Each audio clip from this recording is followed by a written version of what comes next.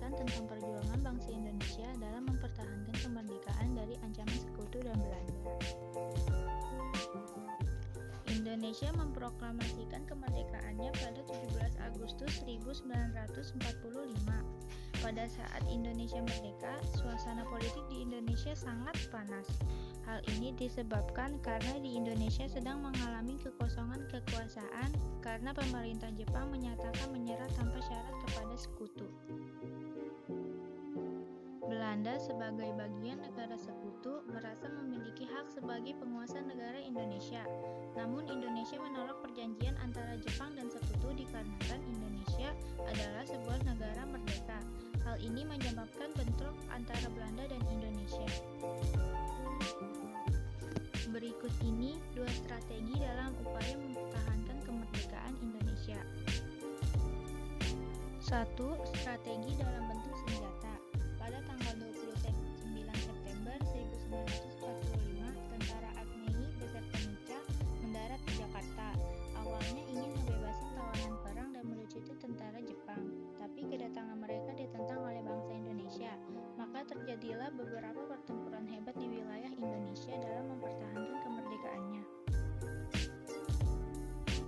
Yang pertama, pertempuran Surabaya. Bung Tomo merupakan pemimpin pertempuran di Surabaya. Bung Tomo dengan tegas menolak ultimatum dari Inggris yang dipimpin oleh Major E. Marser. Isi ultimatum tersebut ialah para pejuang Indonesia harus menyerahkan diri paling lambat 10 November 1945 pukul 6 pagi. Tomo dan Arek-Arek tetap memilih mempertahankan kemerdekaannya. Pertempuran tersebut berlangsung selama 3 minggu. Yang kedua, pertempuran Ambarawa. Pertempuran ini dilatar belakangi penipuan. Awalnya Nica dan sekutunya datang ingin membebaskan tawanan perang, tetapi tawanan perang itu dibersenjatai setelah bebas. Pimpinan sekutu Brigjen Battle berusaha menguasai desa-desa di Ambarawa, namun ditentang oleh tentara keamanan rakyat.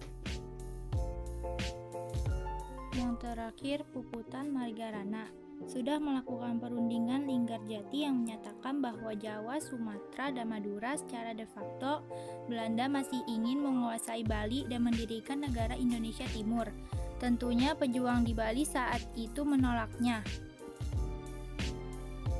Sekarang kita bahas yang kedua. Strategi diplomasi. Selain melakukan perjuangan bersenjata, pemerintah Indonesia juga seringkali melakukan diplomasi dengan pemerintahan Belanda di hadapan negara-negara lain. Adapun bentuk diplomasi tersebut adalah: yang pertama, Perjanjian Linggarjati. Perjanjian ini terjadi pada 10 November 1946.